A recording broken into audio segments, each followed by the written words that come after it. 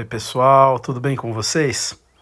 Vamos aproveitar então o mês da saúde mental masculina e falar um pouquinho das coisas específicas da mente dos homens, né? O que passa nessas cabeças tão difíceis, né? Bom, então vamos lá. Quando o assunto é a saúde mental dos homens, né, os dados que a gente tem, eles continuam chamando muito a atenção, tá? Então, dois estudos aí, né, o Global Burden of Disease Study de 2021 e os relatórios da própria OMS de 2022, eles mostram que os homens, eles acabam por tirar a própria vida 3 a 4 vezes mais do que as mulheres, tá? Isso em praticamente todos os países do mundo. E além disso, os homens eles têm taxas maiores de problemas ligados ao uso do álcool e das drogas, e isso aumenta o risco de acidentes, de violência, de comportamentos violentos e de doenças físicas e mentais, né? Das doenças mentais, os transtornos como a depressão, a ansiedade, eles existem bastante nos homens. Só que muitas vezes eles não aparecem daquele jeito clássico, né? Aquele da tristeza declarada, do choro fácil, né? Nos homens, o sofrimento mental ele pode se expressar de outras formas, né? Mais como irritação, isolamento social, abuso de substâncias, excesso de trabalho ou até comportamentos violentos, tá? Além disso, alguns transtornos de personalidade, como a personalidade antissocial e o transtorno explosivo intermitente, eles são mais comuns nos homens também. E são ligados, muitas vezes, a dificuldades no controle dos impulsos e, né, a histórias desfavoráveis aí na infância, né, marcadas por ausência de modelos saudáveis, né, ou de exposição à violência.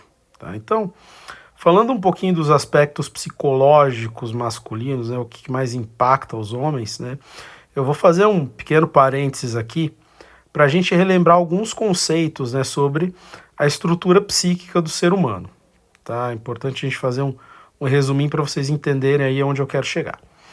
A gente divide a mente humana em algumas camadas. Tá? Então, a camada do consciente é aquilo que está claro, né? Aquilo que você sabe e que você consegue dizer diretamente. Então, tipo, olha, eu estou nervoso porque eu vou casar ou porque eu vou ter uma entrevista de emprego, né? Você sabe exatamente o que está acontecendo ali. Nós temos o inconsciente, né, que é onde estão escondidas algumas coisas, né, e essas coisas influenciam os nossos sentimentos e as nossas ações. Então lá ficam os desejos, as fantasias, os medos, as lembranças e os conflitos, né, que a gente acaba nem percebendo no dia a dia, né. Essas coisas elas aparecem de forma indireta pra gente, né, num sonho, num ato falho, num sintoma físico que não tem explicação ou num comportamento aí sem sentido, tá? Tem também o pré-consciente, né, que ele é um intermediário, uma zona tampão aí entre o consciente e inconsciente, só que do pré-consciente a gente não vai falar muito dele hoje aqui, tá? Então, o que acontece com os homens? Muito do sofrimento deles vem de conflitos inconscientes, tá? Estão lá escondidos os desejos, os medos e as ideias do que eles deveriam ser e que eles nem sempre percebem, mas, né, o que está no inconsciente ele fica te cobrando o tempo inteiro por dentro. E aí, para explicar isso, a gente precisa entrar numa outra divisão da mente, né, que é a divisão de ego, id e superego. Então a gente tem o id, que é aquela parte mais primitiva da nossa mente, que ela é ligada a impulsos básicos, né, como fome, sexualidade, agressividade, por aí vai. O ego é a parte que tenta equilibrar, né, o id com a realidade possível. E é o ego que faz a negociação entre os desejos internos e aquilo que o mundo permite que você realize. E tem também o superego, que é o grande juiz, né, o grande vigia. Ele se forma a partir das regras e das proibições que a gente vai aprendendo, né, principalmente com os nossos pais ou figuras importantes de autoridade, né, na nossa vida, especialmente no começo da vida. Então, o superego ele cobra, ele critica e ele coloca limite no id. Então, nos homens, esse superego ele costuma ser marcado por ideais bastante rígidos, de força, de sucesso e de controle, né? Expectativa sobre a função masculina. Então, quando esse superego ele fica autoritário demais, ele se forma muito autoritário, o homem ele fica preso numa cobrança interna, numa cobrança constante e que impede ele de aceitar as vulnerabilidades que todo ser humano tem. E quando esse superego é fraco, por ausência de modelos aí, de autoridade ou de modelos problemáticos, o homem ele pode ter dificuldade em lidar com as regras e com a culpa dele, e às vezes ele age de forma muito impulsiva. E né, a infância do homem é a fase fundamental na formação aí desse superego. Então, entre os 3 e os 5 anos, né, o menino vive o que a psicanálise chama de complexo de Édipo. Tá? Então, o que acontece no complexo de Édipo? Ele sente um amor muito forte pela figura da mãe, ou quem faz aí o papel de mãe, e ele vê o pai, ou quem faz o papel de pai, como um rival dele. Tá? Mas, ao mesmo tempo, ele quer ser igual ao pai, justamente para chegar na mãe. E isso gera um conflito, né? Você ama, você admira e rivaliza o seu pai ao mesmo tempo. E aí, no auge do Édipo, né, o menino ele tem medo, tá? Um medo inconsciente de que o pai descubra, né, essa admiração, né, esse desejo pela mãe, e o pai o castigue por isso. Então, qual que seria o castigo na fantasia inconsciente, tá? Então, pelo amor de Deus, isso aqui é simbólico. Então, ele perderia simbolicamente o pênis, e para ele esse pênis é um símbolo do poder, do valor e da masculinidade. Esse é um medo simbólico, mas que marca profundamente a psique do homem. Isso a gente chama de complexo de castração. E a castração simbólica, né, e que é natural, é quando esse menino percebe que ele não pode tudo, que os limites existem, que ele não é o centro absoluto do mundo e nem é o dono absoluto da mãe dele. Então, ele aceita abrir mão de alguns desejos, né, como ter a mãe dele só para ele, para se adaptar às regras do pai e da sociedade. Isso permite que esse menino ele entre na cultura, ele entre nas normas, ele entre na convivência social e até nas leis mais tarde. Então, se esse processo, que é natural, ele não ocorre direito, se o limite em cima do menino vem de forma ou violenta demais, ou se falta muito limite, esse homem ele pode crescer com dificuldades para aceitar frustração, para lidar com a autoridade, ou ele se sentir constantemente desafiado a ficar provando a masculinidade dele. E aí, para lidar com esses conflitos inconscientes, os homens eles costumam usar certas defesas aí do ego, quase sempre sem perceber. Então, é muito comum que os homens reprimam muito as coisas, né? Então, eles empurram os desejos e os sentimentos inaceitáveis deles para o inconsciente. A formação reativa também é comum nos homens, então ele age de forma oposta ao que ele sente. Então, alguns homens eles podem se tornar muito agressivos para esconder um medo muito grande que eles têm. Os homens eles também usam muito da projeção, então ele coloca no outro o que ele não aceita nele. Então, por exemplo, o outro é fraco, o outro é sensível. Quando você é o fraco, você é o sensível. Tá? E a sublimação, esse é um pouquinho melhor, né? Que transforma esse impulso em algo aceito socialmente. Né? Então, por exemplo, né, os homens mais agressivos vão canalizar isso para uma atividade esportiva, por exemplo. Homens também negam muito, né? Então eles recusam a aceitar uma realidade dolorosa. Né? Então, eu não estou deprimido, isso é besteira. Tá? Então, feita a parte psicológica, o que tem de específico em diagnóstico e tratamento da psiquiatria? Em termos de diagnóstico, né, os homens eles nem sempre chegam no consultório da gente dizendo que eles estão tristes ou estão deprimidos. Eles vêm com uma queixa aí de cansaço, de insônia, de estresse no trabalho, de briga em casa, de uso de bebida, ou às vezes eles só vêm porque a mulher ficou tanto no pé dele que ele acabou cedendo, né? Então é essencial que a gente, quando recebe um homem, né, a gente tenha um olhar atento aí para os sinais indiretos do sofrimento mental dele, né? Em termos de psicoterapia, né? Então os terapeutas eles precisam, né, ajudar os homens a reconhecer esses padrões de inconsciente, essas crenças muito rígidas sobre a masculinidade e que geram sofrimento, né? Então a gente tem as abordagens cognitivo-comportamentais que trabalham na questão das crenças, né? E a gente tem a abordagem da psicanálise que vai elaborar aí esses conflitos inconscientes, né? Esses que eu falei, né? O complexo de Édipo, o complexo da castração simbólica e as defesas do ego, né? Em termos de tratamento na psiquiatria, a gente tem algumas linhas de raciocínio, né? E algumas opções boas para os transtornos psiquiátricos mais comuns dos homens, né? Então, por exemplo, na depressão a gente tem toda a classe dos antidepressivos, né? os inibidores seletivos de recaptação de serotonina, né? Tipo sertralina, fluoxetina, citalopram, por aí vai. Então esses são a primeira escolha, né? Eles têm bom perfil de segurança, ajudam também na ansiedade, né? Que é bem comum nos homens, tá? E a gente tem, né, alguns antidepressivos aí alternativos, como a bupropiona, a vortioxetina, que para os homens são particularmente interessantes, porque além de serem eficazes, né, no tratamento dos sintomas ansiosos depressivos, eles impactam menos na função sexual e na libido, que fazem muito parte da psique masculina.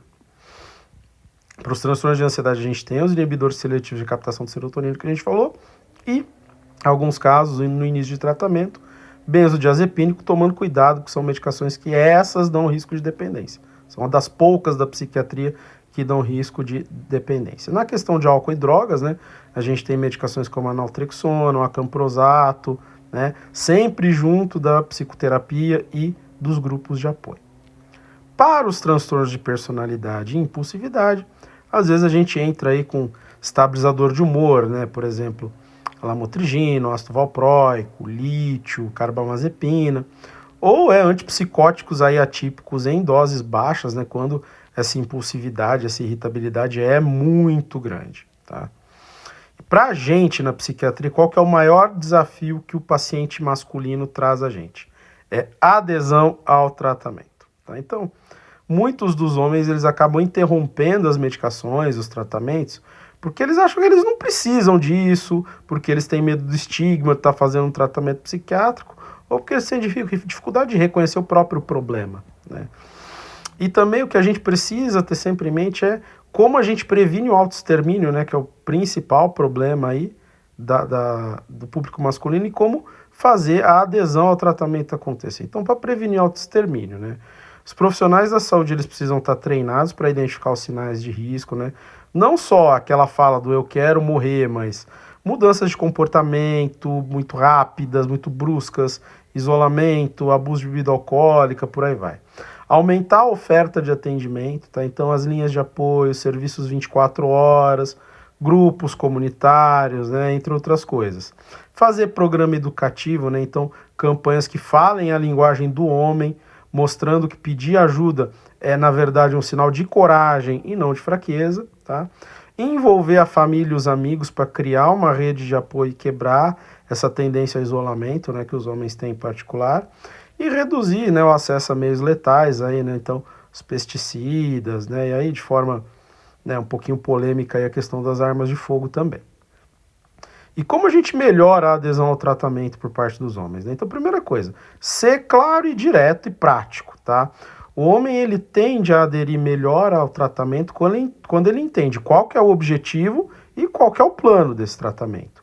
Botar meta concreta no tratamento. Então, por exemplo, o teu humor, ele tem que melhorar aí em 8 semanas.